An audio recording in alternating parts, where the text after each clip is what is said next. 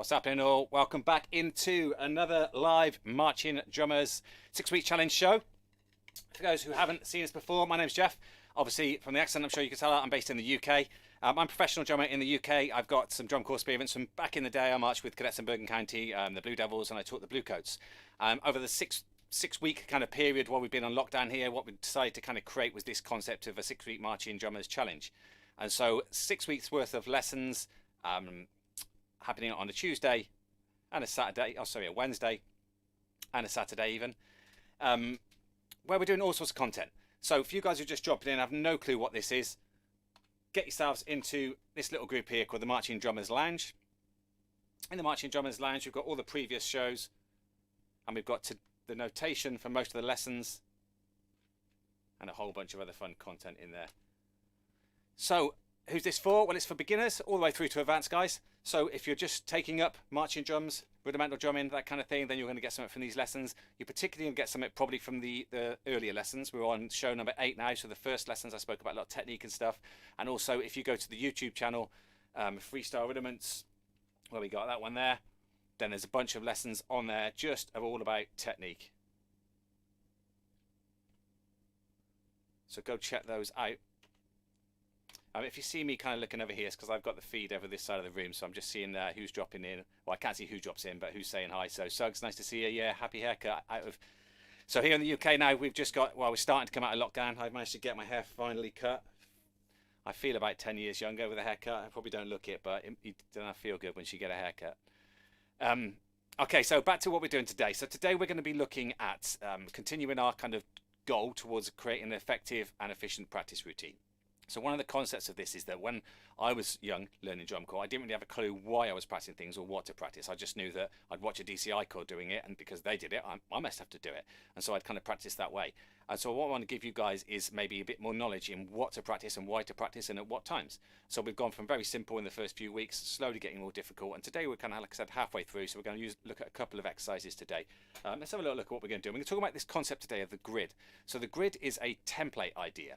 Well, we've got this template, which I'm going to teach you, where you can take any rudiment and throw it into this template, and it gives you lots of new variations. And the whole concept is that you get the skill set to be able to play thousands of rudiments. Well, think of them as words. So it's a bit like learning, instead of just knowing one word, well, you know 20 words, all based around that same kind of idea.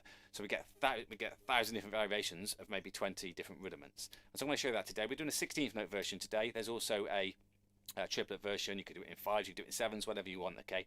I'm going to be using RCC as a bit of a template today. They did this in one of their warm-ups, and I've got a little clip to show you. So let's have a quick look at this so you know what's going on. Nichols, how you doing? Hope you're well, my man.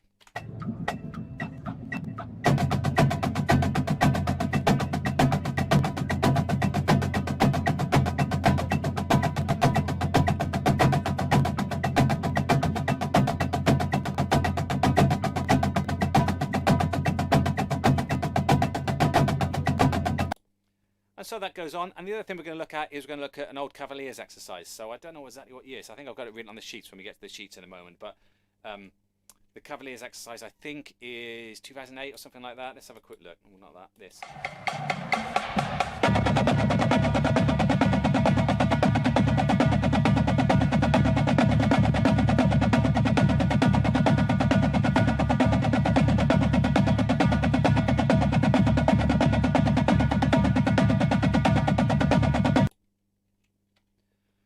Okay, so we're going to get stuck straight in with this grid. I'm a bit obsessed with this grid. I mean, I've actually even I've written a book on all the variations of this grid because I've got so obsessed with it. Now, the reason I'm so obsessed with it is, as I said, I had this big hiatus from drum corps years where I still am a professional kit player. And when I got back into doing drum corps again, say 5 years ago, my chops were gone. And so I wanted to get my chops back again. And so I started going back through all of my sheets. And one of the things that really improved my chops massively, I can't explain how much, was just going through grids, going through all the rudiments. And I ended up creating two big worksheets, basically, one of rudiments and one of grids, and they actually ended up becoming 2 books. And so I know the power of these. It's a bit dull when you first learn it, so if you're a beginner, it is dull, and this first one's not going to be the most inspirational exercise you ever learn, right? But once you start to put some more difficult stuff in, which we'll come to later on, you'll get a bit more interesting. If you want to comment today or ask any questions, just type in. It comes up on my feed over here, which is why you see me glancing over here all the time. So any questions about anything, could be about technique, could be about the lesson, or it could be about something completely different. Okay, I think that's just about everything rounded up to get stuck in. So that was one of the things. So the lesson itself will be about probably 30 minutes of content, up to 40. At the end, we do something called the drum hang. Well, the drum hang is a chance for you guys to really do some drumming in the format that we're working towards, i.e. starting at 8 on a hand all the way through to some flam exercises. So make sure you've got your pads for that at the end. And basically all we'll do is we'll go through the previous exercises that we've learned on this 6-week challenge, and we'll play them at different tempos. For the more advanced guys, I'll shout things out, I'll try it with the cheese or try moving the accent and stuff like that. And it's the same with this grid. I'm going to give the advanced guys something to do. So if you're a beginner, you're going to do it as written. Advanced guys, I'm going to give you some stuff to do, so hang in there at the moment, and towards the end you'll get some stuff that I think you'll enjoy. I'm going to go on about this a lot, but it's because it is really useful to you. Marching Drummers Lounge is a free Facebook group that we've created just for this. Get yourselves in there because the notation from the lessons is in there, discussions in there. We have interviews, which we're doing on Wednesday evenings. We've already had Sean Power do an interview us a couple of weeks ago from Blue Devils and RCC. I've got possibly another one lined up for next Wednesday, and the schedule basically for that will be put into that Marching Drummers Lounge. So it comes up with a couple of questions about like when did you listen there or something like that. If you don't want to give us those details, you don't have to. It's just so we can get to know each other, that's all. Well, let's get stuck in then. So the first thing I want you to do, actually, we've only got about 5 people said hello so far, and I can't see how many people are watching. I'm sure there's more than 5. So if you are watching this and you start to get some out of this, 2 things, right? 1, let me know because it makes me feel good. And say hi as well, but also share it, right? This isn't really about me. This is about guys who are maybe not had the knowledge given to them before because they didn't have a teacher at their school or at their drum corps, or it's about older guys like myself who are getting back into drumming again, who just want to get their chops back as fast as possible. So share it with people. If you've got people you're like, oh, John would love this, type his name in, tag him in, and let's get him in here. So let's get stuck in. Right, so as you can see, we have the notation on the screen. Sometimes I'm going to switch to this screen here so you can see a bit more. But I'm going to start here because the grid's fairly easy for me to explain. 16th notes, right? So we're going to be counting 1 E under, 2 E under, 3 E under, 4 E under. And the lines that you can see going down, they're just called partials. So the first thing we do is we put the accent on the first partial. Simple as this. 1 E under, 2 E under, 3 E under, 4 E under.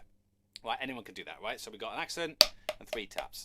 For the beginners, make sure that your taps are all the same height, nice and low, and make sure we're getting a downstroke, which we spoke about in the previous lessons on that first one to keep it down. We don't want 1 E under, we want that low stroke. So that's easy. Right, instantly, if you haven't done this before, we're going to get a bit more difficult in this second one, because then we go to the E note. So we move across one partial to 1 E under, 2 E under, 3 E under, 4 E under. So if you put those two together, 1 E under, 2 E under, 3 E under, 4 E under, 1 E under, 2 E under, 3 E under, 4 E under. What happens next? Well, guess what? It goes to the third note there. 1 E under, 2 E under, position 3 I've written on there, I think, or partial 3, PAR 3. 1 E under, 2 E, 3 E under, 4 E under, and then finally partial 4. 1 E under, 2 E under, 3 E under, 4 E under. So there's going to be 4 of those, right? We put the accent on the first partial, second partial, third partial, fourth partial. Easy, right?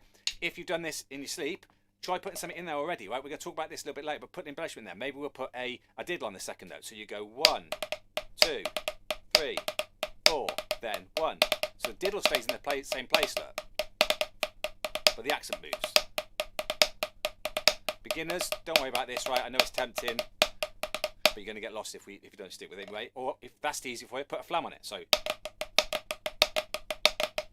I'm putting a flam on the second note.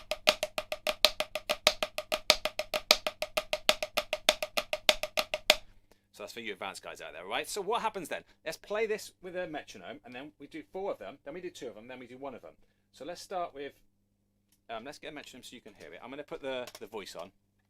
As I said, advanced guys, add something in to make it a bit more difficult for you. Beginners, stick with me on this. And 4 and 1 and We've got 2 Steve and shouting 3 at us. and 4 and 1 and 2 and 3 and 4 we'll take it down a bit to say 2 60. and 3 and 4 and We'll 1 make him count and 16 2 times for and us. 3 and dot 4 E and dot 1 E and dot 2. Jamie, how you doing? Nice to see you again. Greetings. So we've got this. 1 E and 2 E and 3 E and 4 E and 1 E and 2 E. So I've got E, 3 and dot 4 and then the and.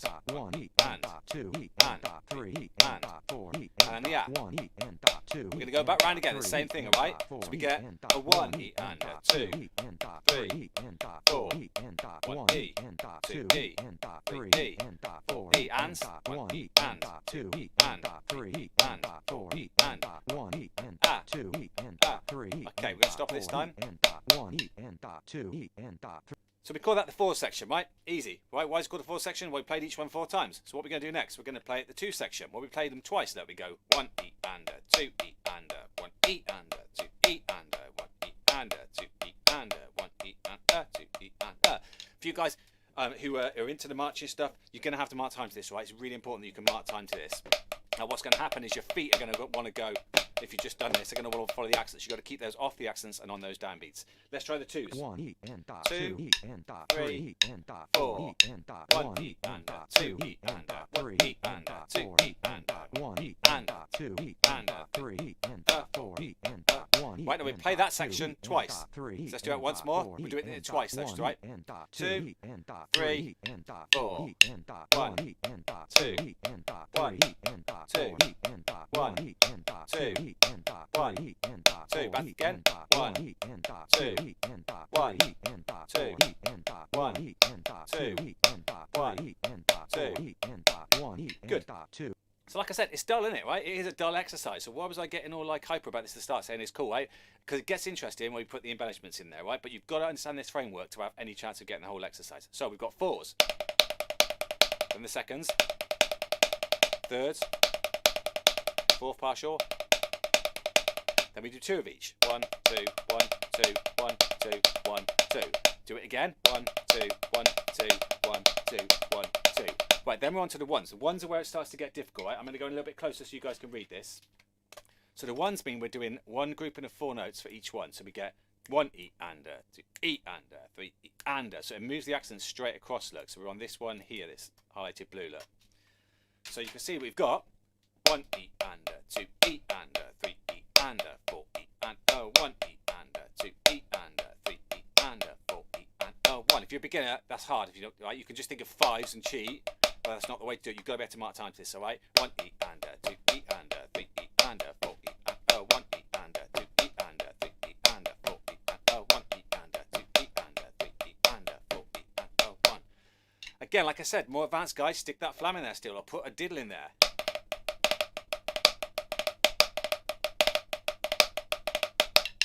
We'll come to those in a minute, right? So a few beginners to have a go at that. So the whole exercise then, 4s, 2 lots of the 2s, 1s at the end. I know some of you beginners are not going to be with me yet, right? But just do the 4s, and when I get on to the next section, I start to put some embellishments in there to give the advanced guys a little bit more to do. That's your chance to just keep going through the exercise as it is without the embellishments in there, right? Embellishments just mean things like flams and diddles or buzzes, that kind of stuff, all right? So let's get the whole exercise all the way through. For guys who are just dropping in, welcome into the 6-week Marching Drummers Challenge. So this is going to be it's been 6 weeks of live lessons, Wednesdays, Thursdays, all to do with drum corps. A lot of the time what we're doing is we're looking at exercises done by corps. Today we're looking at Cavaliers exercise in RCC. We've started real simple at the beginning, doing 8 on a hand, all the way through double beat, triples, that kind of stuff, to where we are now. We're kind of halfway through the process now. We've got 2 weeks left. We've got interviews coming up. We've been doing interviews and discussions. And if you want to see the old lessons, go search on YouTube for freestyle rudiments, or you can go in the group Marching Drummers Lounge, and all the previous lessons are in there, as well as the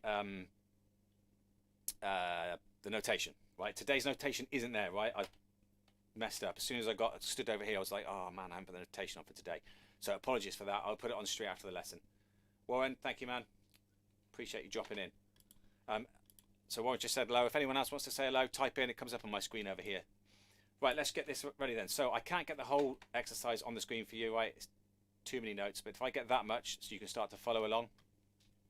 Right, here we go. So I'm going to do this 1 E and dot 2 with a E met. and dot So 3 4 and 4s. dot I'm going to 4 talk E through and it, dot lead 1 you E through it. and dot 2 Here E we go. and dot 3 3 and dot 4 4 E and dot 1 1 E and dot 2 2 E and dot 3 3 and dot 4 to the E E's. and dot 1 E E and dot 2 E E and dot 3 E E and dot 4 ands. E and dot 1 E And. and dot 2 E and dot 3 E and dot 4 E and dot Last 1 note. E and dot 2 E and dot Back to 3 the E task for and dot 2s. 4 E and dot 1 1 E and dot 2 2 E change. and dot 1 3 E and dot 2 4 E and dot 1 1 E and dot 2 2 E and dot 1. 3 E and dot Repeat 4 that, E and 2s. dot 1 1 E and dot 2 2 E and dot 1 3 E and dot 2 4 E and dot 1 1 E and dot 2 2 E and dot 1 3 E and dot 2 4 E ones. and dot 1 1 E and dot 2 E E and dot 3 E and and dot 4 E and dot 1 1 E and dot 2 2 E E and dot 3 E and and dot 4 E and dot 1 E and dot 2 E and dot 3 E and dot 4 E and dot 1 E and dot 2 E and dot 3 E and dot 4 E and dot 1 E and dot That is the grid, right? That's the 16th note grid.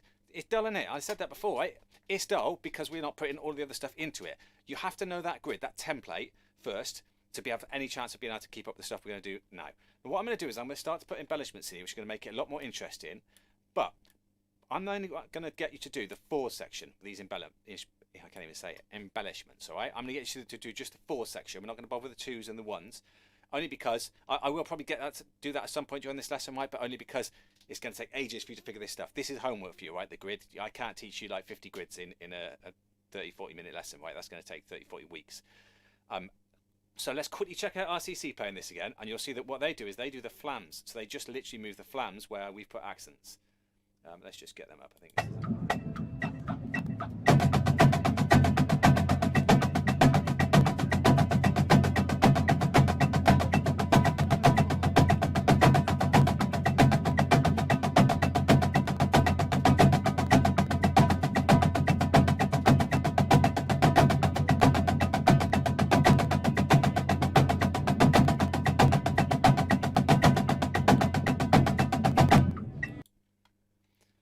Right, so that was the grid, right? The grid then for them had the flams. What have I got written on the screen? Let's have a quick look. Yeah, so the top one on here, actually, we'll learn those first, right? So RCC is good enough for RCC, is good enough for us to do. So RCC, a WGI line, if you guys are not aware, go check them out. They do, if you find a video of them playing these grids, what they do is they don't just do the basic grid we're going to do here. They do some slightly more advanced versions of it, but this is plenty enough to get your teeth stuck into. I just seen someone, I think it says Marcy, and I'm sat a bit far away. No, Warren it was, says drumming's got him through the last few months. It certainly has, hasn't it? So I think there's so many people that during this lockdown have gone back to drumming when they haven't done it for years. I mean, some guys that I know watching right now who haven't drummed for 20 odd years, who have just got the sticks back out and started drumming again and kind of got their love back.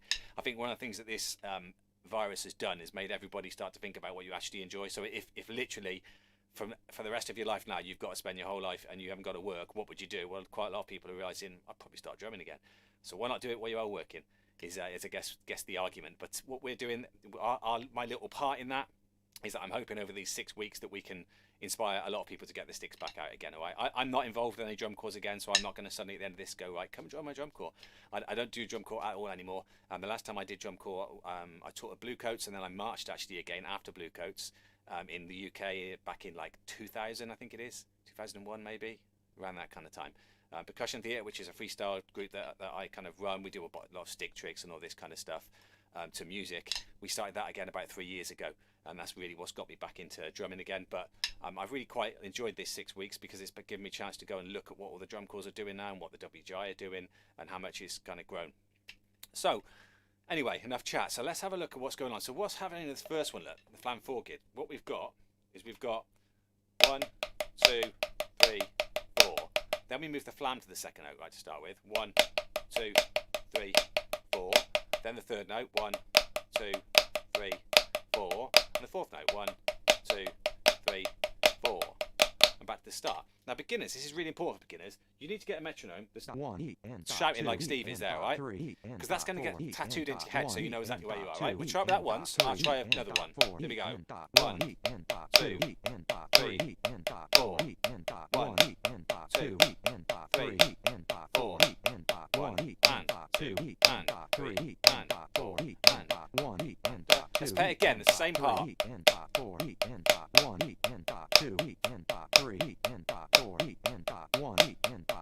Advanced players, put a cheese in or something.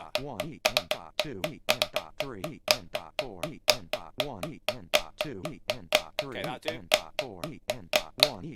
So beginners, it's really important that you get used to where those numbers are and you're counting and you can mark time to that, right? As you start to progress and you just do it like in my head now, I hear that 1 under, 2 under, 3 under, 4. I can then move on to a slightly different way of keeping time. So what I tend to do is I tend to put on something like this. Actually, a drum kit is useful for this one. I'm going to take the speed up a little bit. Let's go up to about 90 now. We're just going to push some of you guys. And let's change it to... Let's get a bass drum. Right, let's go all not RCC, Roger Carter. Pulse or Bluecoats, all right? So I've got...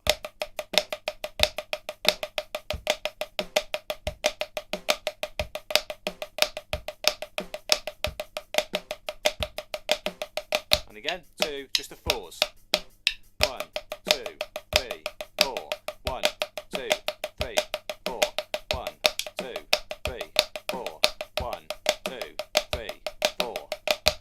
sure you're ending with 2 flams. The flam at the end and the flam back on the 1, okay? More advanced guys, if you want to put something else in, put a diddle in there, move the flam to the 2nd note. Beginners, if you want, don't worry about the flams, alright? Let's do that once more. So flams, 2, 3, 4.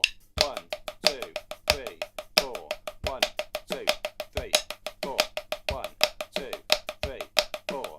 1, 2, 3, 4. Right, so that's the 4s of that one done. So another way of doing this is obviously the other way of doing this then is to move the flam off that first note. What if the flam was on the 2nd one partial? So that would then give us this. That's going to be difficult for some people, right?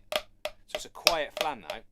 So that'll be the first part. The second will be easy because it'll be 1, 2, 3, 4. What if the flam's on the accent's on the 3rd note? And the 4th note. So this is that top line, but the flam's on the 2nd note, alright?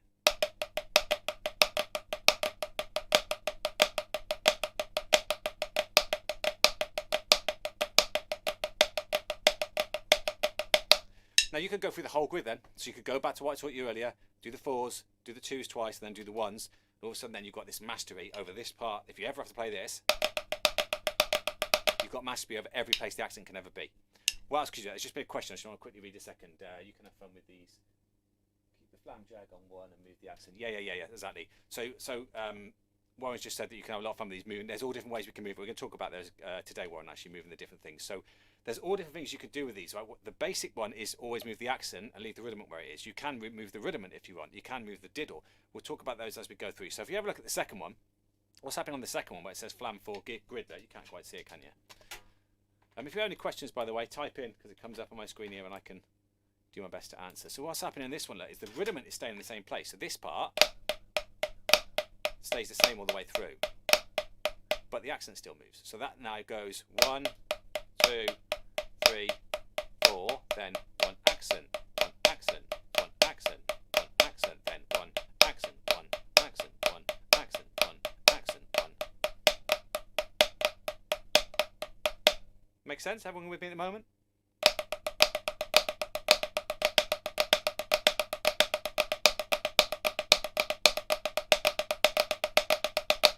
That's difficult, that last one. Just kind of got the chudder going in there. So what other embellishments we've got, right? Well, we've got flams. The other thing we've got is drags. And you can see the letter A on here. So I don't expect you to be able to play all of these, all right? Don't worry about that. I'm not expecting you now just to play these along. I'm just showing you lots of variations so that you've got the idea of the template, then you can see all the things you can put in it. So I might put then, this is a difficult one, so I've got, that's my rudiment, kind of a flam drag 4, flam drag tap tap, flam da da da da. But now I'm going, then move the accent so I get, then the 3rd note.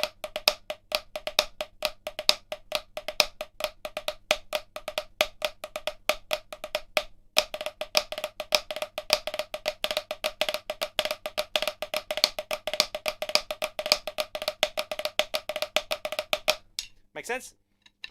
Let me know if not, or if I'm going too fast, let me know. So we could put buzzes in there. Swung. This is something that a lot of people don't do. So if I want to learn some Scottish drumming, I know Scottish drumming isn't all swung, alright? But if I was learning Scottish drumming, I would get Steve Shedden or Jim Kilpatrick or someone who's a big name over there, right, to send me a bunch of their music if I could, or I'd pay to have lessons with them, right, to get it. And I'd look at all the rudiments that are common, and I'd get their rudiments that are common, and I'd put them in this pattern. One of the things that's common for them is this swung motion. So instead of playing 1 E and a 2 E and a, we play 1 E and a 2 E and a 3. So if I do that with letter C, I've got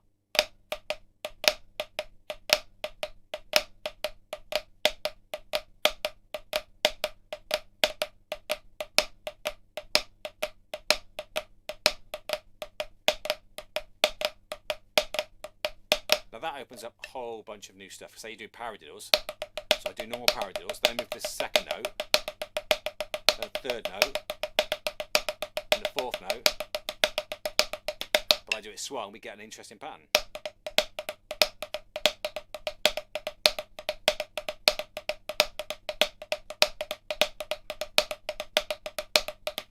Now for beginners, it's probably like, man, no, there's a lot to learn, right? For advanced guys, hopefully you're getting like, well, what if I try this? What if I try that? Well, yeah, you can try anything. Any rhythm you can think of, you can put in there. Book reports, right?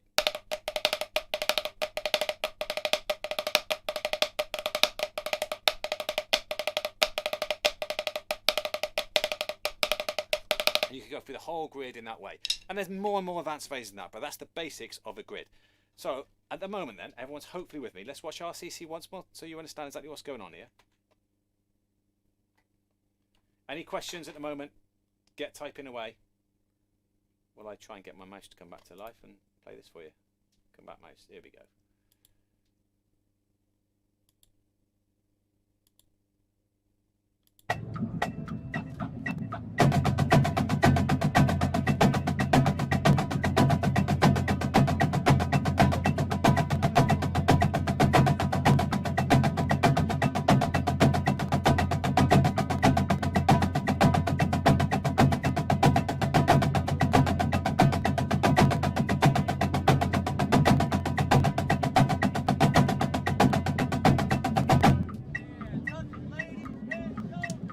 So what they then do, they do a split version.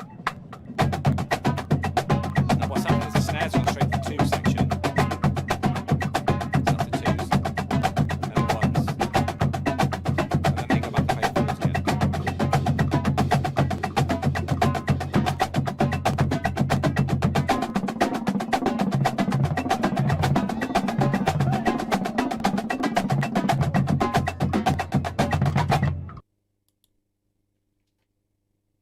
So hopefully you heard me speaking then. So what I was saying was that in drum calls and drum lines, something that we want to do is obviously we want to get really good at drumming, but we want to make something that for the listener is actually enjoyable. And so one of the things that a lot of drum lines do is they get people where we get parts of exercises where each of the section starts at a different point. And so that part there where they go in, the snare started with that on the 2s and then played the 4s. And then maybe the bass drum started with the 1s. So all the different sections of the line are all starting on different accents. Now, if everyone plays it perfectly together, then you just get this kind of playing off of each other. Do ga, ga, gung, da, gung, ga, dung, ga. And sometimes you can make some quite cool grooves and ideas out of that. Okay, so that's it for the grid. Well, I'm not going to go any more in depth than that because what I wanted to really get across today was that this thing existed, which I didn't really know about until I went out to the States. And then once you've got the concept of it, then you can put loads of other stuff in there, right? Now, there's lots of options here, right? You can go and make this up. I'm going to give you a little sales pitch here, right? Which I was talking to someone the other day. I don't like doing this because it kind of devalues it, I feel a little, but I'm going to do it anyway. Right, I've got a couple of books out, which I mentioned earlier, right? And one of them is literally on grids. And all it is, it's nothing insanely difficult. It's got the 16th note grid, and it's got a triplet grid. It's got some more advanced variations where we play them backwards and we put them sideways and we move the rudiments and we move other things. But the basics are that you take all the rudiments that you can possibly think of and you throw them into all these different grids.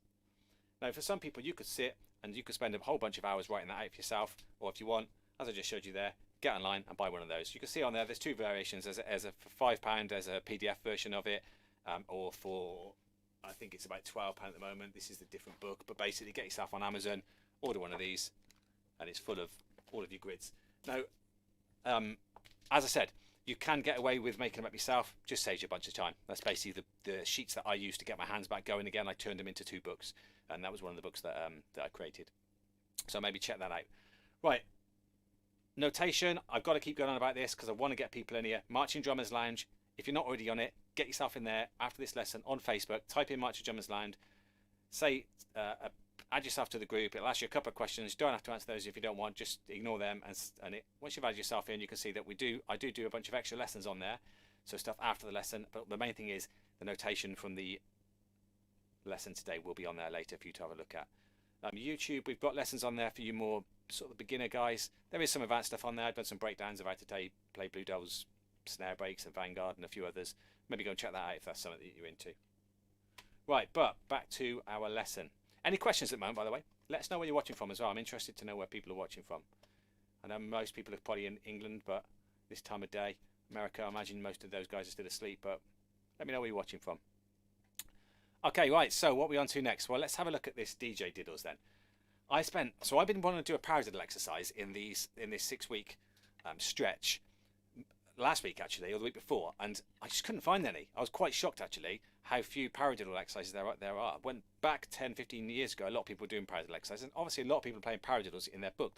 But what's happening, I think, is that paradiddle exercises are being done in the schools, in the high schools and in the marching bands, rather than maybe in the DCI lines. Now, some lines have got one, like Blue Coats have got one, but everyone's paradiddle exercise was just insane. And I was thinking, I'm not going to be able to teach that in 15, 20 minutes over live lessons. So I found this one finally 2 days ago. So I only just know this one, but I think this is a really cool one. This is a good fun one to play.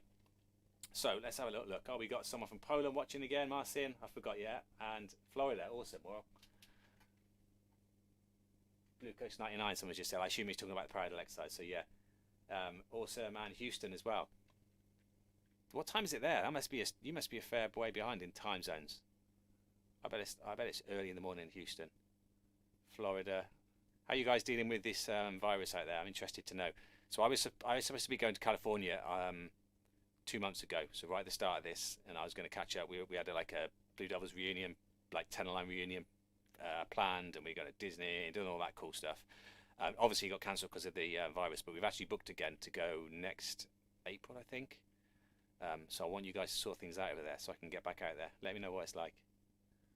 Okay, anyway, let's get stuck back into this. So let me get my bearings for one moment. Still thinking about sunny California or Florida. So DJ Diddles is what it's called. I'm going to let you watch the exercise for you quickly. So 8:40 in the morning. That's good. Getting up and drumming nice and early, Clay is. Awesome. Right, let's get some reference to what's going on here. So this is Cavaliers playing the whole exercise. It's an old one, so it's not the best video ever, but you'll get the idea of it.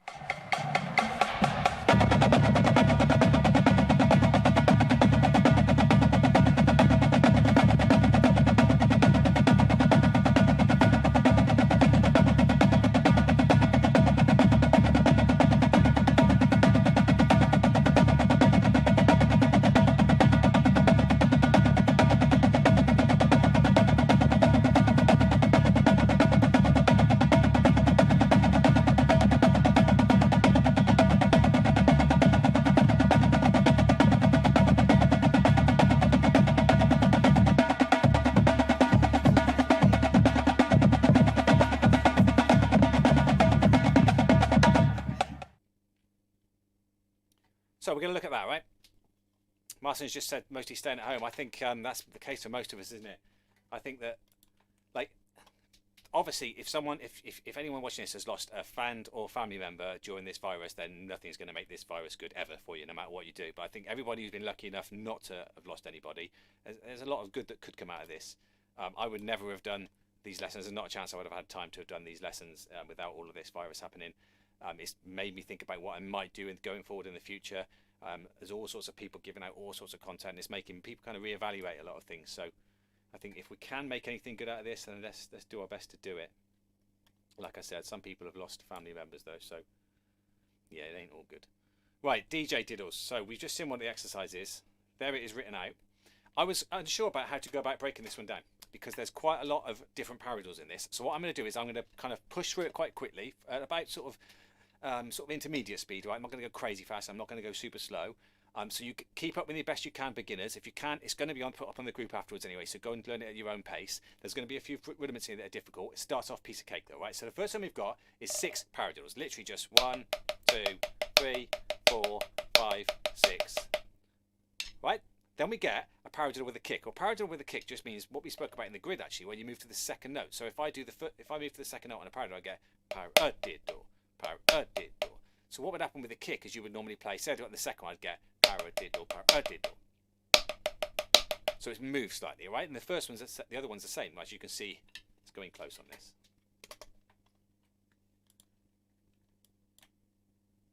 Like I said, I was unsure about how to teach this one, so I'm going to break this part down particularly, right? So that's the paradiddle with a kicklet. Paradiddle, paradiddle, paradiddle, paradiddle. Now once you get a name for something, makes it far easier to learn, because then I can just think 1, 2, 3, 4, 5, 6, kick, and that's the whole first section learned. All right, so 6 paradiddles: 1, 2, 3, 4, 5, 6, and again 1, 2, 3, 4, 5, 6. Make sense? Right, second part then.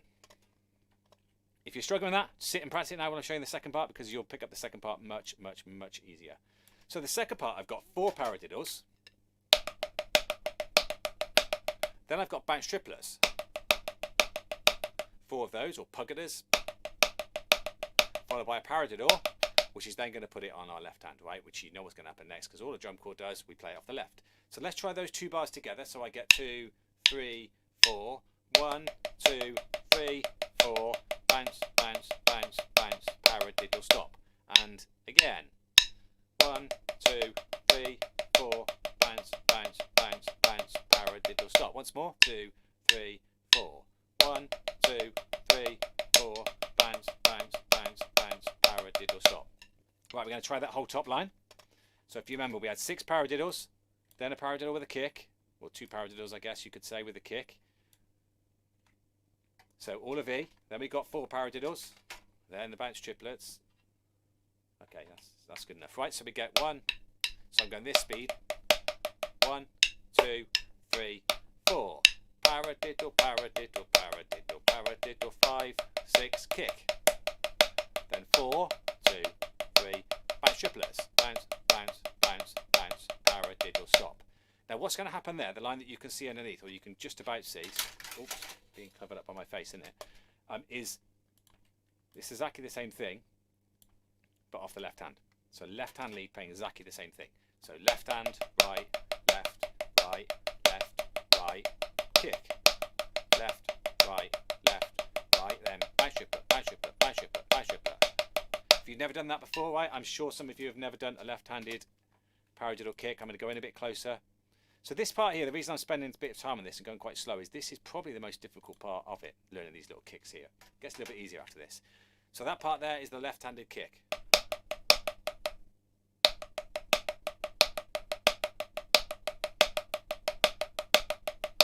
So I'm playing the top line here, and the bounce. Now it's the left, left, right, so 5, 6. Left, right, then left hand bounce triplets. Okay, I'll play a bit quicker. 1, 2, 3, 4, 5, 6. 1, 2, 3, 4. Left hand. 5, 6. 1, 2, 3, 4. Right, that's the top 2 lines, right? I know some of you will be like, whoa, whoa, whoa, you can't move on already, but I've got to, right? We're going to run out of time. So next line is a little bit easier. You'll be happy to know, right? We get paradiddle, followed by paradiddle, diddle, paradiddle, diddle, right? So we get 1 paradiddle, then left-handed paradiddle, diddle, and another left-handed paradiddle. Pretty easy that, right? So paradiddle, paradiddle, diddle, paradiddle, diddle. That's your bar. And again. Right then, what happens? Well, it's the magic off the left hand again, right? So left, right, right. So that just goes back to back 4 times, all right? We get paradiddle, paradiddle, diddle, paradiddle, switch, paradiddle, paradiddle, diddle, paradiddle, diddle, switch, paradiddle, paradiddle, diddle, paradiddle, diddle, switch, paradiddle, paradiddle, diddle, paradiddle, diddle, stop. Right, I'm going to do that with a met again so that we can start to get a bit more structure as to what's going on. If I'm going way too fast, let me know. If you're happy with the speed. 1, 2, 3, 4. So 1, 2, let me think. So we're going straight on letter L. I'm going to play on the drum actually, alright? Oh, oops. Letter F, not L. Letter F, right? Top of that line.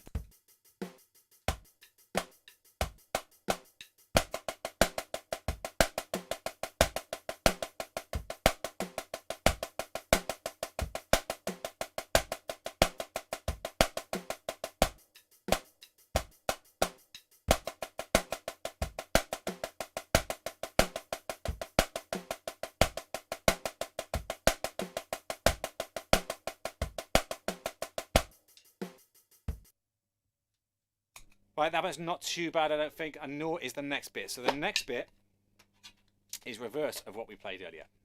So we play that 4 times there, and then G, we're going to play a paradiddle, and then lots of lefts, all right? So paradiddle, left, left, left, left. And again, paradiddle left, left, left, left. Then off the left hand, paradiddle right, right, right. So as long as you can play a paradiddle and bounce triplets, that one's pretty easy, right? So 1, 1, 1, 1.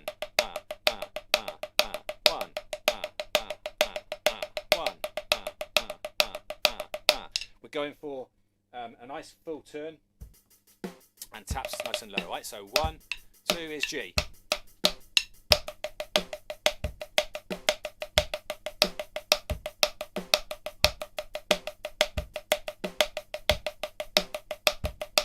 And again.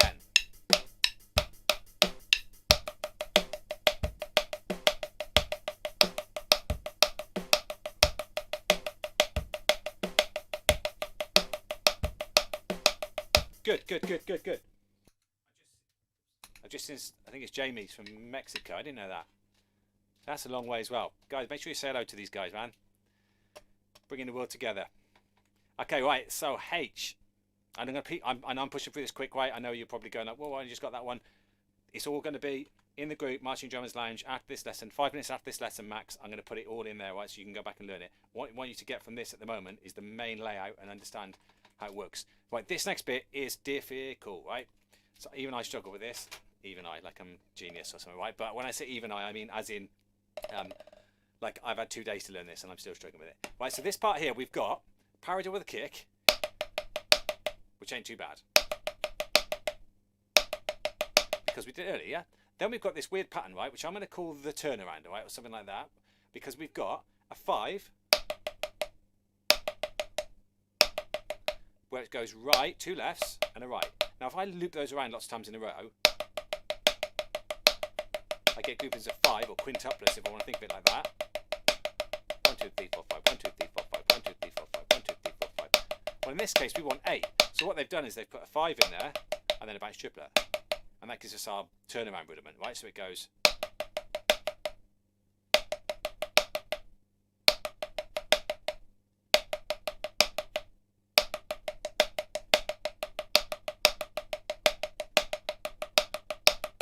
So make sure you can play them. Right, let's try that bar then. So H, so I've got paradiddle kick. That's on the left hand. Now I reckon there's a few people struggling with this.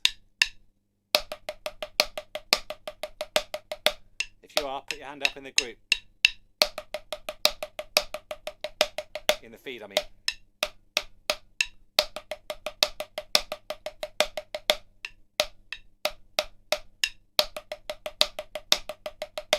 Right, that's a left-handed one, right-handed one, left hand next. So then we do the same off the left.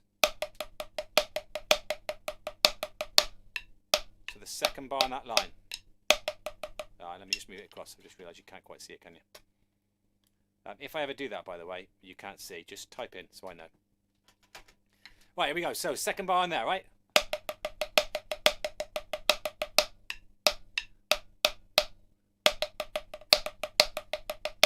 I played that completely wrong. Hey, let's get this.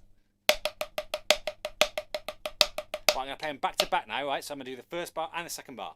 Just hang if you can.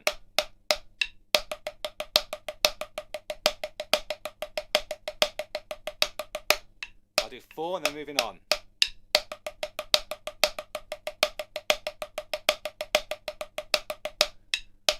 Play it twice this time.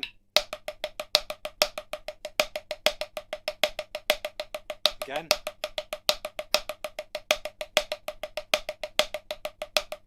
And that's that line done, right? In a moment, I'm going to show you an easy way of memorising this, by the way, as well, right? So don't worry if you're struggling to keep up with memorising it. What we've got now is we've got the end section, right? There's only a couple of them left, right? So this part is bounce triplet. So what we just played back to front, isn't it? So bounce triplet 5, bounce triplet 5.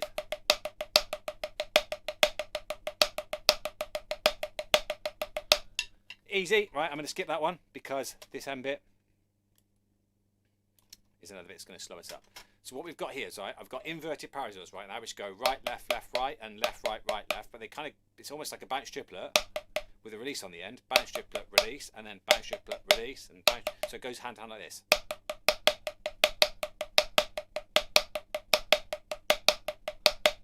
Now what they've done at the end of this exercise, again, so that it sounds cool, it's not just boring paradiddles the way through, they've done a bit of an accent pattern which all plays off each other. So what would have been the right thing to do would have done 4 of these,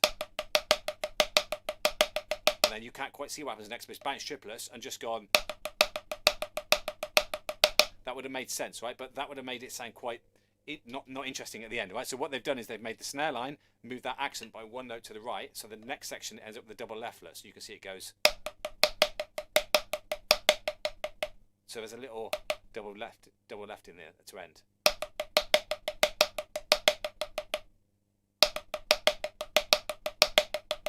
So make sure you can feel that.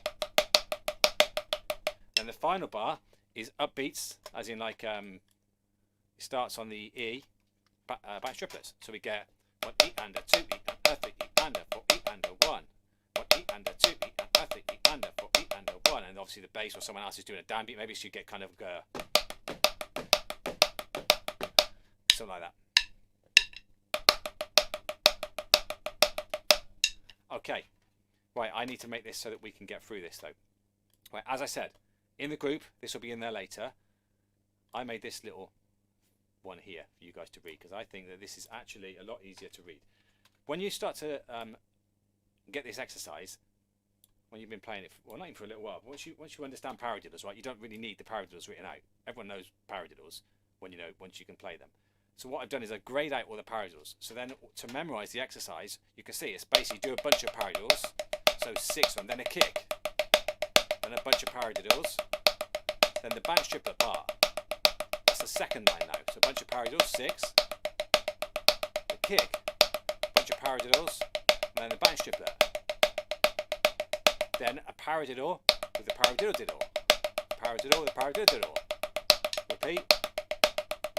So I'm on L at the moment. Then M, bounce triplet. So I'm going to do that one again. So this is M.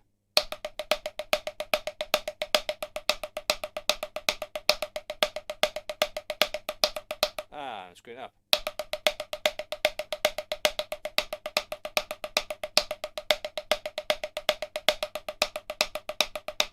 Right then, N, I have to write it all out because it's the weird one.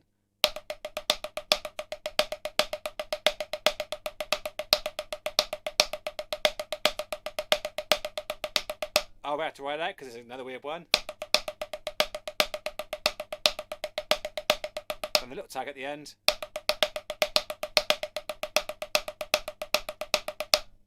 Now I'm going to play it once through with a metronome now. Don't worry if you don't hang with this.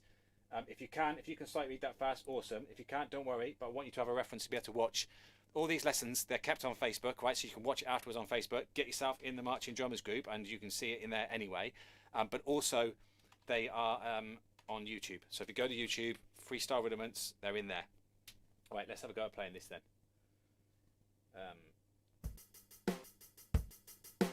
I'm going to play with that actually. I like playing the kit. So, right we go. So 1, 2, 3, 4. 1, 2, 3, 4, 5, 6. Swish. I'm going to start again, alright? Tell you why I screwed up because I was thinking, should I play it on the snare? Yeah, I'm going to play it on the snare, right?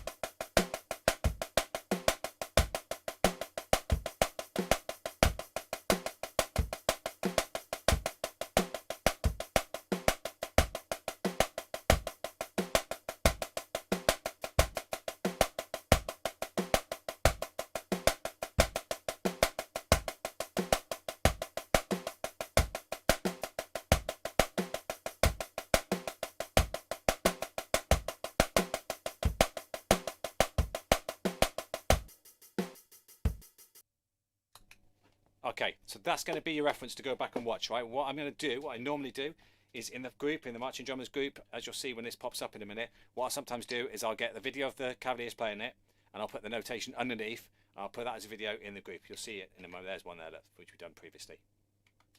Right, any questions at the moment? Right, I know I scooted through that one quite quick, but I want to get on to the final section of this this lesson. So anyone who's watching this at the moment who's getting some out of this, thinking, no, this is pretty damn cool, do me a favour and share it, right? If you're in a line with a bunch of people, if you're actually literally in a drum line, you need to make sure that the worst player in the line has got access to these videos, right? Because he's the guy that's going to need to get the most practice in, all right? Also, if you've got a guy like playing soprano, your best mate plays soprano, and he really doesn't want to play soprano, he wants to play snare drum, get him in these lessons, get him to go back through the previous shows, get him to go to the YouTube site where I've got loads of videos on how to hold his sticks and basic exercises. Get him in there, man. Right, so where are we going next? Right, drum hang. So the next couple of shows, right, we're going to slowly get more and more difficult. It was a 6-week Marching Drummers challenge, and we're up to probably 2 weeks left now. Now I've got at least a couple of interviews, maybe 3 interviews I want to squeeze in at some point. I've also, at some point, I want to talk about Moella technique. I want to talk a little bit about speedo technique, and I want to get onto some more advanced rudiments because we haven't really got onto some of the advanced rudiments yet. So we're going to try and cram that into the last 3 weeks. So that's all to come. So please come back and check this again. For you guys who are sat there with a pad though, now what we're going to do now is we're going to go through a drum warm-up basically. This is what we call the drum hang. We tried a couple of weeks ago doing this to music, and we are going to start doing these to music real soon, but I'm not going to do it to music today, right? When I do it to music, I want us to be fully ready for it. So today what we're going to do is we're going to go through an exercise program of what you might do as a line or as a player when you're just getting your sticks out and you're starting to practice again. I'm going to shout things out for the more advanced players to do. If you can hang, hang. If you can't hang, just play something along with us, right? Don't worry if you're playing it right or wrong. We've got a few exercises that we've already learned, like flam exercises. I'll put those on the screen. Do your best to hang with those. They're all real simple exercises, right? There's nothing difficult here because the idea is that we're going to play for a while. I want to work a little bit today, stamina. So I was doing a private lesson yesterday for a Skype student, and we were working on his how long he could play rolls for, his stamina of playing rolls. And so we're going to do some exercises today on that, because for me, I hadn't done that for a long time. I remember the first, at cadets, we moved in like June or something like that. And I remember the first day, what we had to do was they had us outside, put the drums on, which is a shock anyway when you first wear the massive pearl tenors. I was marching tenors with cadets. And they literally made us play rolls like this.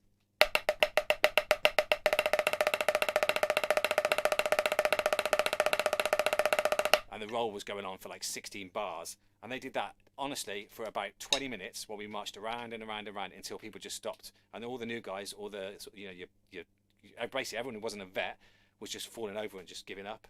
Now, I didn't actually. It was me. All that was left at the end was me and the vets, and that was it. And the only reason that I stood in there, because I'd already marched Blue Devils a year or 2 years before that, and I was like, I'm not giving up. There's no chance they're going to be looking at me like, oh, poor little weak lad who did Blue Devils. But I've never. That sticks in my mind. Kevin, who did that? It wasn't Kevin Murray. He's at Blue Devils.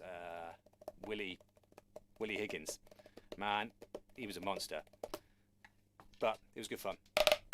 So we're going to try some of that today, right? Hopefully you won't be falling over, but hopefully you will be, your hands will be aching a little bit. Right, let's start off with some 8 on hand then, right? So our 8s that we do here often are going to be ones we've learned from other lines. We're going to do, let's do this. Both. So rights, lefts, boths, singles, both, both,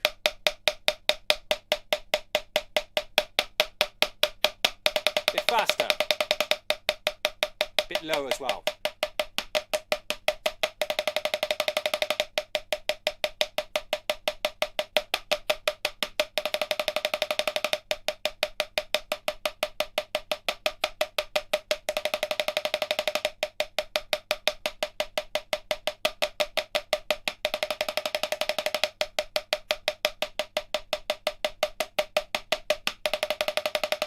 Last time.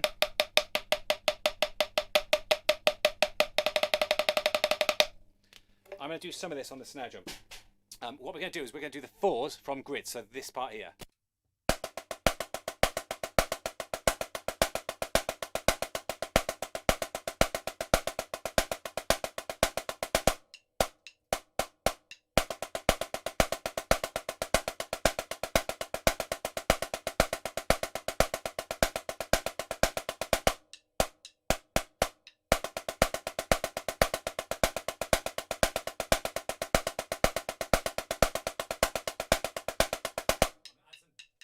I'm going to add some diddles in. If you can put the diddles in, do it. If not, just play it standard, right? We're going to put diddle on 1.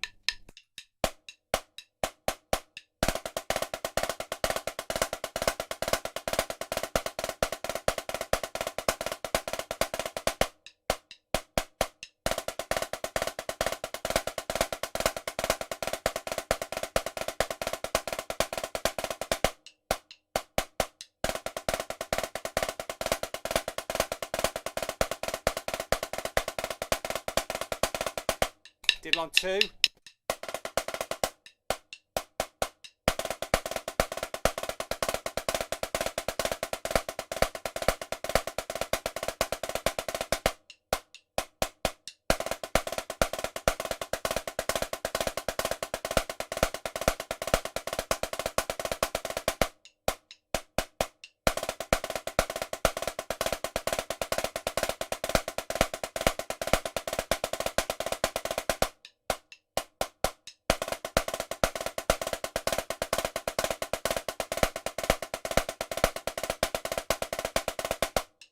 Diddle on 3.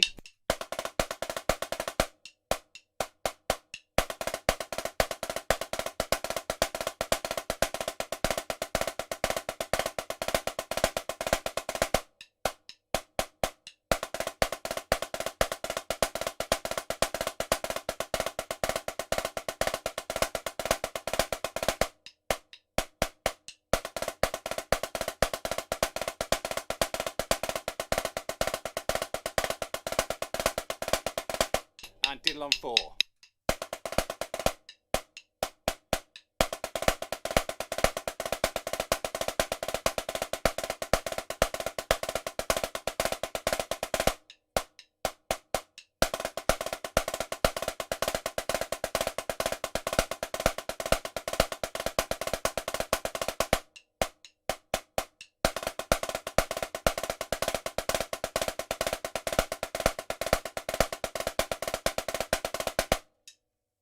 Right, let's do some double beat again. Standard.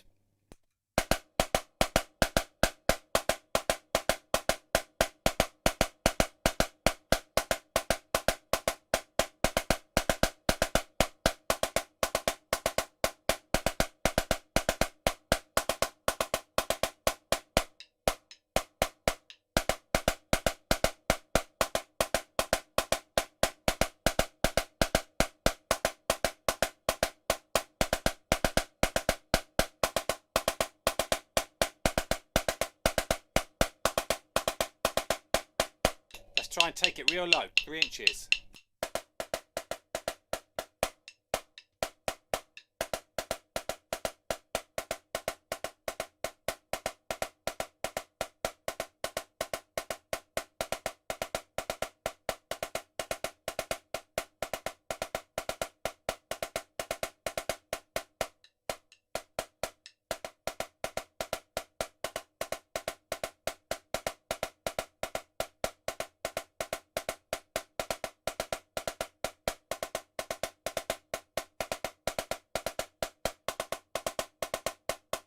Right, we're going to try and accent the pull-up one like this.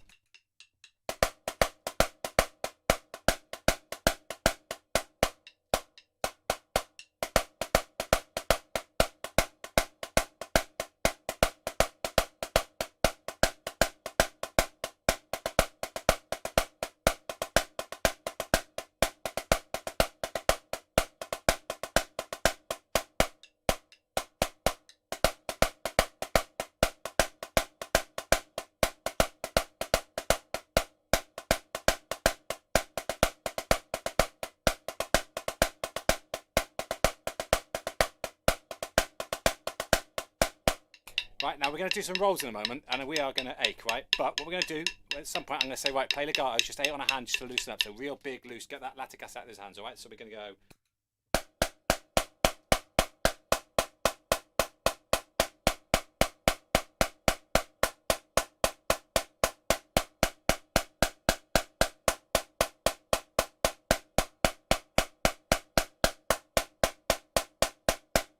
Right, so 16th note rolls like this. We're going to do a bar and a bar and a bar and 2 bars, bar and 3 bars, bar and 4 bars, bar 5, bar 6, bar 7, all the way through, right? I'll do this on the pad to begin with, which is going to kill, but I'll be able to shout to you then where we are, right? So we're going to go.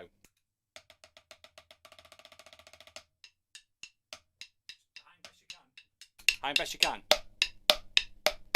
So 1, 2, 3, 4, roll the same. 1, 2, 3, 4, 1, 2, 1, 2, 3, 4, 1, 2, 3, 1, 4, 2,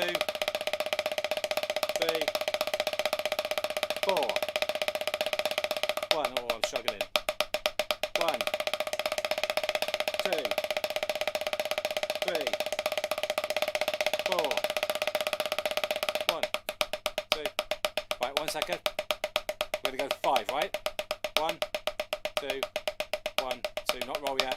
4. So 1, 2, 3, 4. So 1, 2, 3, 4, 5, 1, 6, 3, 4, 1, 2, 3, 4, 5, 6. Woo! 7. Breathe. 3, 4, 5, 6, 7. Okay, all of them, 8. Here we go, big one. 1, 2, 3, 4, 5, 6, 7, 8. Okay, we're going to do legatos 8 on the hand. Get that lactic acid out your abs. Here we go.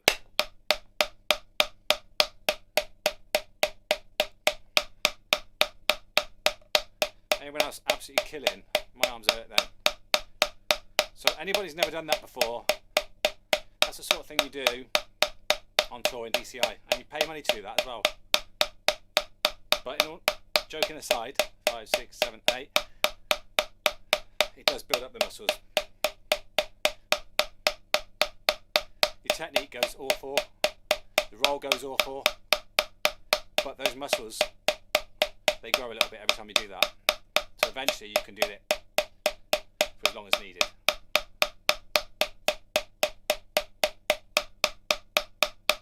Right, I'm going to do crescendos. 2, 3, 4, 5, 6, 7, 8.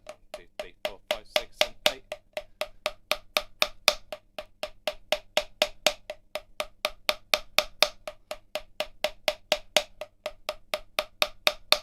Decrescendo.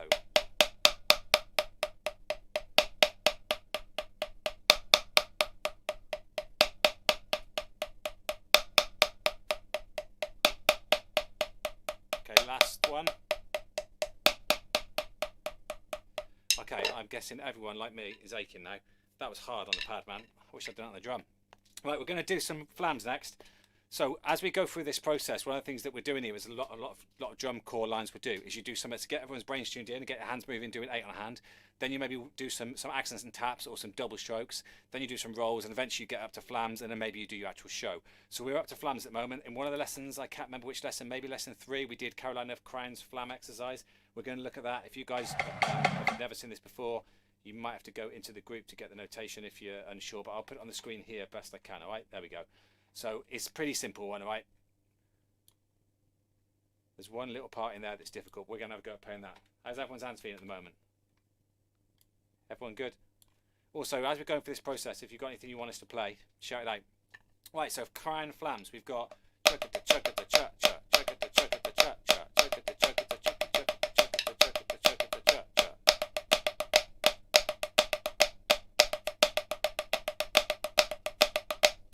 and that's the whole exercise, right? Every time we put in the red notes that are written on there, we're going to replace that with whatever I shout out. So let's try it stock a couple of times.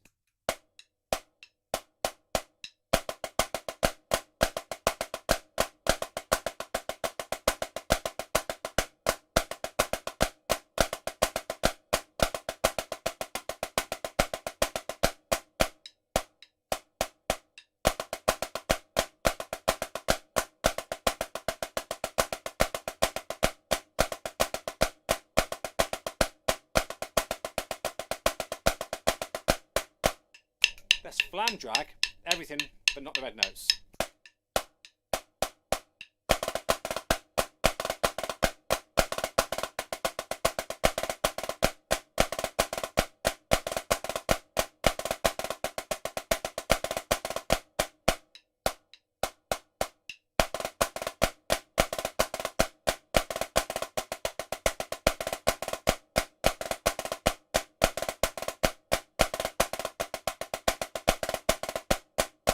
Okay, back to normal, but with flam taps.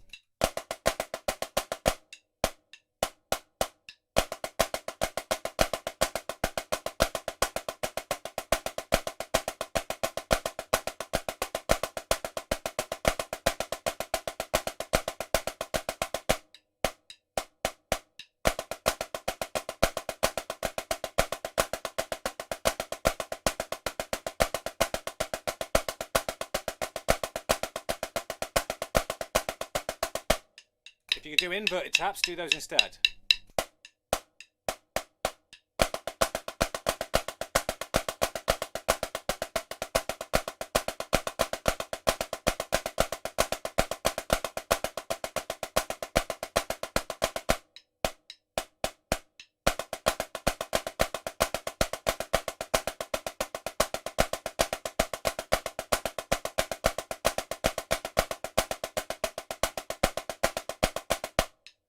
I'm going to drop a triplet in there, so it's going to go.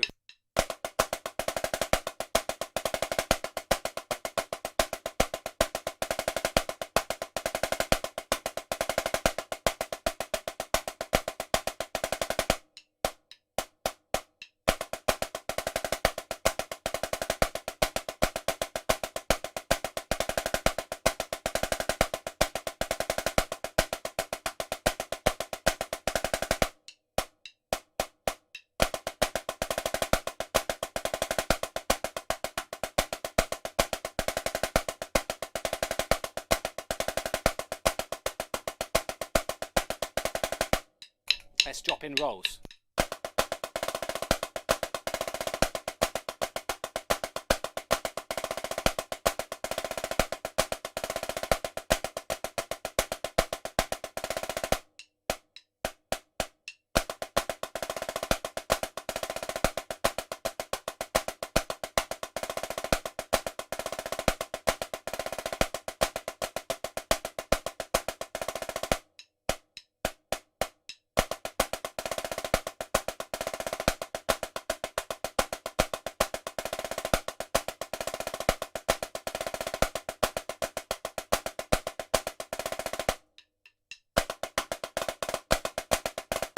So little hatters.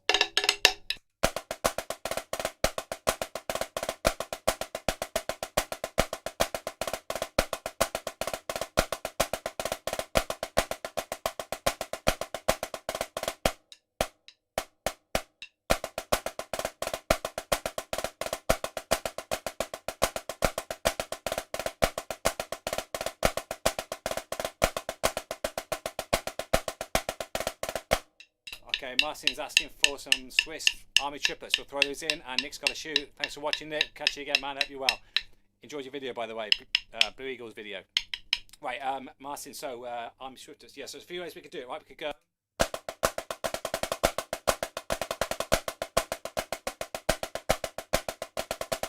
Now, I'm rushing those triplets. I'm really aware of it as well, so.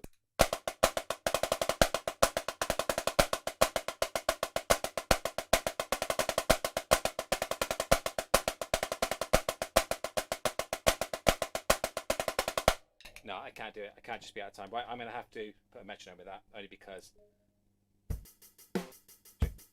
don't want that to do it. Right, let's put a metronome to this. What we're going to do. So we basically want that 16th notes, but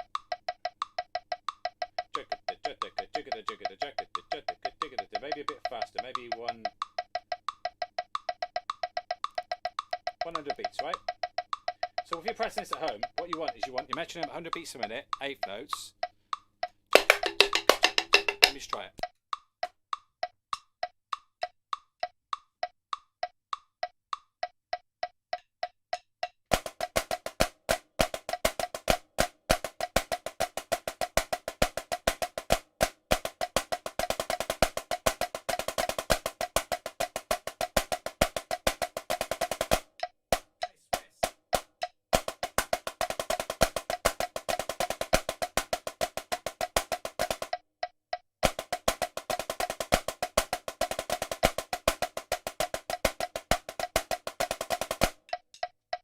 With this particular one, I'm going to go faster, right? It's easier, faster. Let's go there.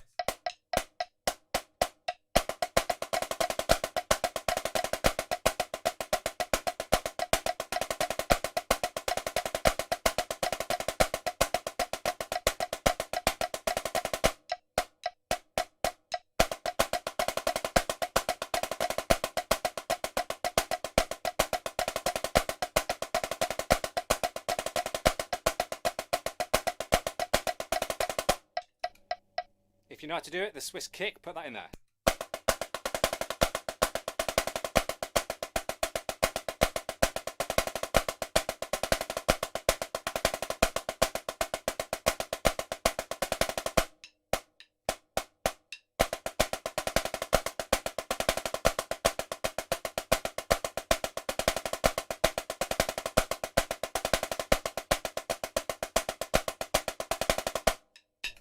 What else we got?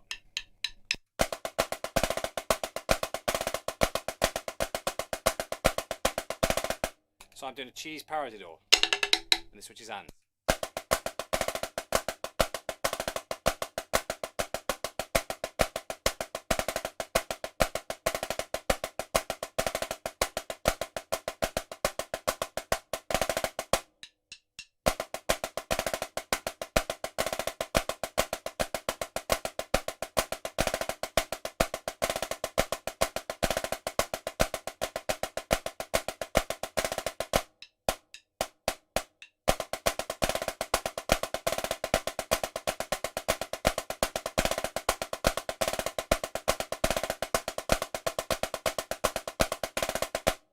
That little turnaround's difficult off the left hand, isn't it?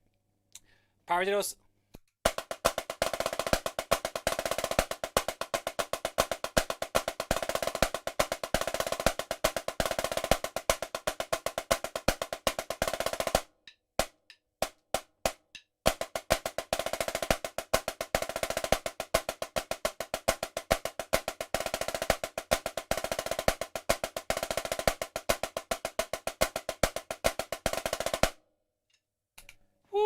Right, I must be getting a little bit stronger because week one I was covered in sweat after doing that. Today it's quite hot in here still. It's like 20, 23, 24 in this room at the moment, and it ain't too bad actually. I'm quite happy with that. How are you guys feeling? How's Chops feeling? Starting to come back? So what a week are we on? So we've got 2 left. So we must be in week 4 now. So 4 weeks of everyone getting drumming again. Book reports because we're bored. Oh, come on, man. Book reports. How am I going to fit them in?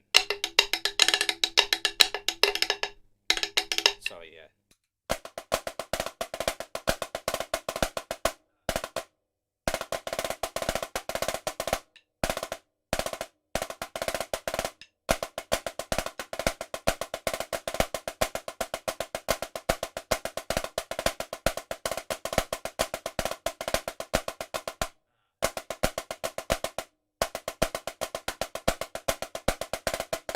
The book reports aren't bad. It's that bit there.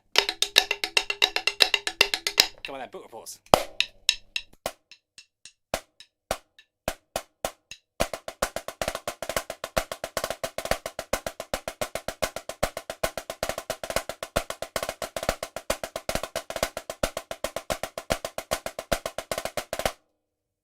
Book reports are fun, aren't they, man? So book reports when I was marching was like the new rudiment that everyone started trying to do, and so if you take a book report through the grid, that was kind of like Blue Devil's new thing in about like 97, that kind of time, where people were playing the book report but the single. I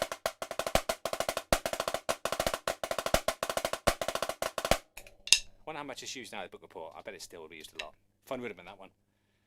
Okay, so didn't mean that disrespectfully. No, of course, no. Let's Martha. Why don't you just say didn't mean that disrespectfully? No, not at all, man. I'm always loving doing these, man. I could sit and do this all day, sit and chat with people. The only thing that's better than this is when you've actually got people in the room with you actually playing. So these exercises, I mean, this whole concept of doing this this little drum hang at the end came about really because of when I was in drum corps. So when we were in drum corps, everyone had a house together. So it didn't happen at cadets, because the reason I marched cadets really was because I couldn't move out early. I had to move out in June because of the school system over here. And so that was basically a standard thing where you move in June, straight into all days, and off you go. Whereas Blue Devils, we had to move out in January. And so for January, February, March, April, May, June, all those months there, we just would spend every night sat in an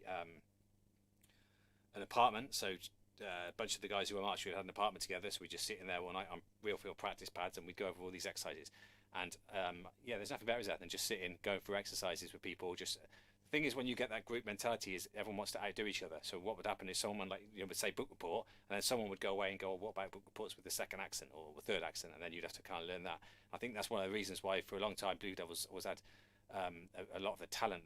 I mean, a lot of other corps in the West Coast, like VK had some great talent, but I mean, at one point, the level of players that were coming in to say Blue Devils compared to some of the corps on the East Coast was completely different.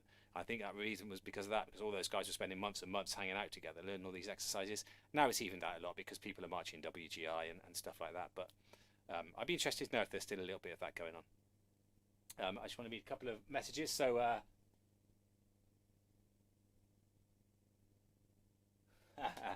yeah, Ian McMillan's just said Don Flamel, I can't even say his name, Familaro. So if you don't know him, who he is, go check him out. He's an amazing kit player. I guess I don't think I'd be disrespecting him, saying he's kind of an older guy, as in, you know, he's not a spring chicken anymore, but he's amazing. In fact, the first time I saw him, it's quite weird because I think he had a big black beard or long, I can't remember. He looked quite old because first time I ever saw him, I was like, you know, I was an old guy. You know, he's 35, he's old, and all of a sudden he had a suit on or something, and he just looked like he was going to play jazz, and all of a sudden he blasted this double kick stuff around, and he was playing on this, and he was holding his sticks in one hand and like sword fighting his cymbals. Amazing. But yeah, so he just said that he's obviously never played rolls in the way that we've just done it before. It is, isn't it? It's a very drum corps thing. The reason I was teaching it the other day actually is that one of the things that I learned from doing that is when you do it ridiculously, like we did at cadets, for instance, where you do it stupidly, your hands actually give up. The muscles that are being used, eventually, they just can't work anymore. And so what would happen is you'd end up holding your sticks really badly, but just sort of playing. But one of the lessons you learned from that, the one lessons I learned was, this is ridiculous, why are we doing this? But the other lesson was that you learn to play, you learn to figure out which muscles have got the most stamina, as in you learn to relax. You learn what muscles you're tensing too much because they give up straight away. So this muscle here, for me, this muscle here would give up, which actually meant that I was squeezing the stick too much. If you squeeze your fingers like together, this muscle here goes solid. And so eventually I learned to play when we did stuff like that, but that finger off the stick pretty much is really loose. And that was quite kind of a good lesson though. So although it was stupid in a way doing that, marching up and down, it did teach me to play a lot looser, which inevitably gets you a little bit faster. I want to read a couple of these messages, so 1 second. Do Blue Devils Flam. Yeah, we'll look at the Blue Devils Flam exercise at some point. The only Flam exercise we've done so far in the group has been the basic one.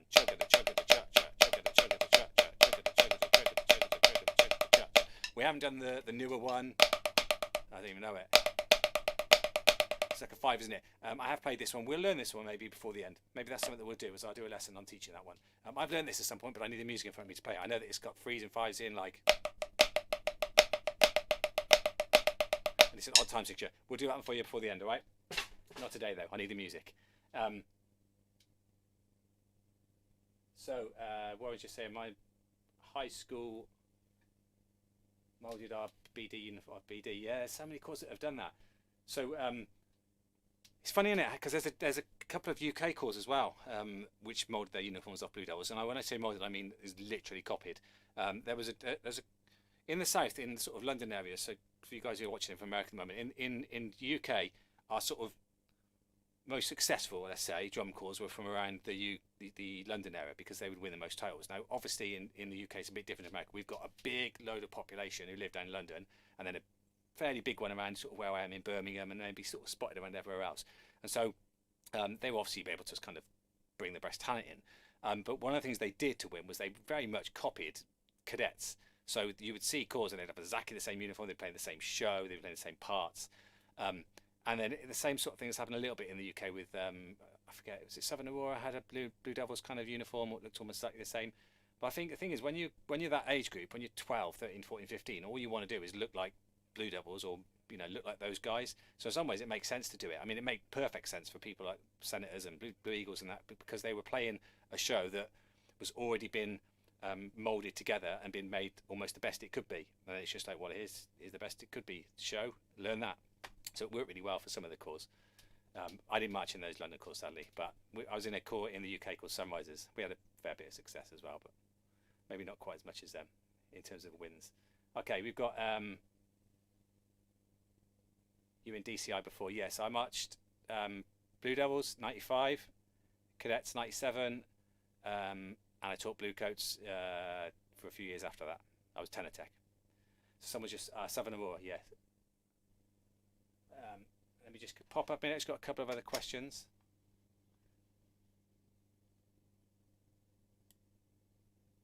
Yeah, I marched tenors, I should say, as well. So one of the reasons that I've spent a lot of time trying to figure out left-hand technique is because of that. Because of that is that reason. Because of I play tenors, and so my speciality. I mean, at Blue Devils we played a French grip, so it was very much like this kind of motion. Cadets, it was very much this German technique. And so I've had to basically learn how to kind of figure out new techniques. And so for me, I spent a lot of time trying to figure out, well, this technique, how do I relate this hand to this? So I mean, I've got a video on YouTube at the moment that's literally relates all the fingers on this hand to all the fingers on this hand. That's kind of how I've learned my traditional technique.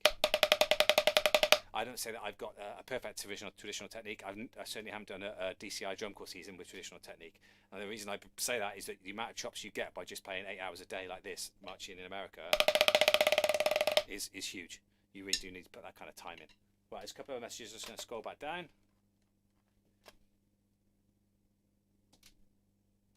Pleasure. Someone, I think it's Martin again. Sorry if I get your names wrong, guys. I can't quite see the screen from over here. Maybe I need some glasses.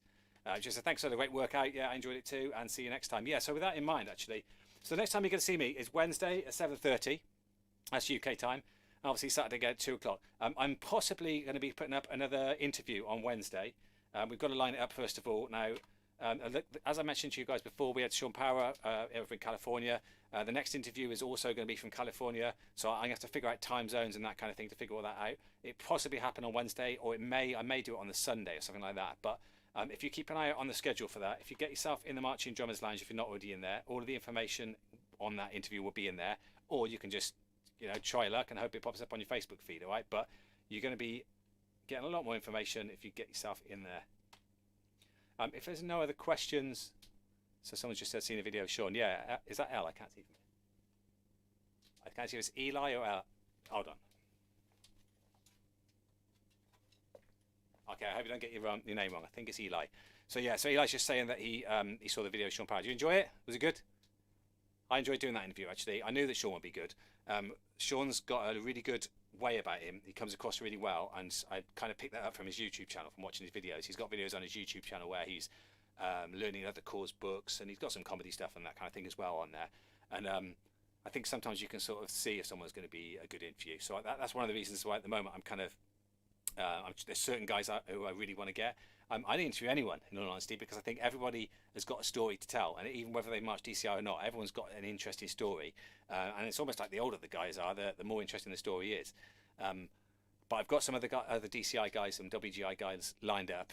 I've just got to try and figure out now how to fit that into our kind of schedule for this 6-week challenge. So hopefully you enjoyed that video. It was fun to do. He's a cool guy. I think he's going to go a long way. In all honesty, I could see him, if he wants to, I could see him being quite a big name as far as teaching is concerned. He's done all of the right things up till now. He's, I think being a nice guy goes a lot further than probably most people imagine as far as teaching is concerned. So when I went out and taught, I taught at Bluecoats for a few years, and I was asked to teach some other corps, some big corps as well. Actually, I was offered, and it just couldn't work out for me because I was living in the UK and I just started a job working in IT, and I just bought a house, and it was kind of like it was very hard to go and teach over there. There's a few UK guys that managed it. If you're interested, there's a video on next week the cadets are doing with all their drill instructors, and their cadets' main drill instructor is an English guy, and he's made it work. So there are guys out there that can do it, but anyway, where I was going was that I think the reason that I was getting offered these gigs was because of the fact that I could kind of get on with people. There's two ways of teaching, really. You either do it like a drill instructor, you beat the crap out of them, or you you do it in a nice kind of friendly like atmosphere like we're doing here, where it's like I'll give you information, you try it, if you don't get it right I'll give you some more information, or you ask me questions and back and forth. Some calls have got luxuries that others haven't. I've got, you know, that if you've got more time than other calls, like Blue Devils moved in January, they got a lot of time. If you're looking at some other calls where they've got like a smaller call, like Crown back in like the 90s, moved in I think like a few weeks after us, and they didn't have as good players as us, because what basically was happening was people were auditioning for cadets, and if you didn't make cadets then you go to Crown, if you didn't make Crown you go to like whoever else, and so sometimes those staff end up having to kind of beat them, but that wasn't my thing. I learned a lot about how not to teach from a few years of that stuff. So Ian just said great session, thank you very much, pleasure. Right, I'm going to shoot, so thanks for watching. I hope you have a good day. As I said, check out the Facebook group, check out the YouTube channel. That's the schedule. And if you do want to look at some of the books, like I said, I got a couple of books. PDF versions are available through the website freestylerudiments.com. Get yourself on there. They're literally £5. I am going to raise the price of those because it's so low that I think that puts people off, because it's like £5. They must be awful, but they're not. Right, they're the same version as what you buy off of Amazon. If you go on Amazon, search for Geoff Fry, the books are both available on there. One is basically every rudiment that you would need to know to do marching drums at a high level, and the other one is all about grids. As a pair, they work pretty well. I'd like to bring out a third book. I haven't quite got around to doing that at the moment, but it's something that I've started building up, so maybe at some point there'll be a trio. So thanks for watching. See you next time.